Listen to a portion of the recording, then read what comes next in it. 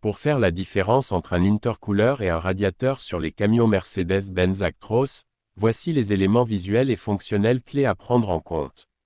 1. Emplacement et forme. Intercooler. Position. L'intercooler se trouve généralement à l'avant du moteur, mais souvent juste derrière ou près du radiateur, à côté du système d'admission d'air. Forme. L'intercooler a une forme plus compacte et souvent plus plate, car il est conçu pour maximiser le flux d'air pour refroidir l'air comprimé. Il ressemble souvent à un petit radiateur, mais plus étroit et plus long. Radiateur. Position.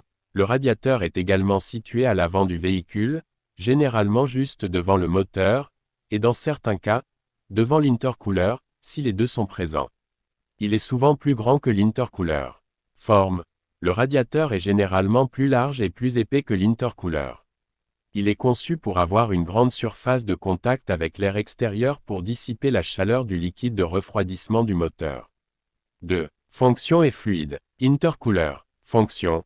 Refroidir l'air comprimé provenant du turbocompresseur avant qu'il n'entre dans les cylindres du moteur. Fluide. Il ne fait pas circuler de liquide, mais l'air comprimé passe à travers des ailettes qui sont refroidies par l'air ambiant. Radiateur. Fonction. Refroidir le liquide de refroidissement du moteur pour maintenir une température optimale de fonctionnement du moteur. Fluide.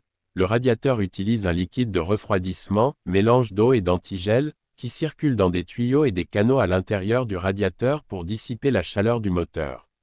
3. Grille et fente. Intercooler. Grille. L'intercooler possède généralement une grille fine et des fentes sur ses côtés pour permettre à l'air extérieur de passer à travers et refroidir l'air comprimé.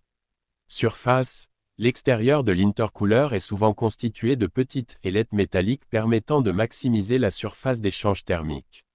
Radiateur. Grille. Le radiateur dispose également de grilles, mais celles-ci sont souvent plus larges et plus ouvertes que celles de l'intercooler, afin de permettre un flux d'air suffisant pour refroidir le liquide de refroidissement. Surface. Il a une surface plus épaisse et généralement plus grande, souvent avec une structure de tuyaux et de tubes visibles à travers les ailettes métalliques. Abonne-toi à la chaîne et n'oublie pas d'activer la cloche de notification pour ne pas rater les prochaines vidéos.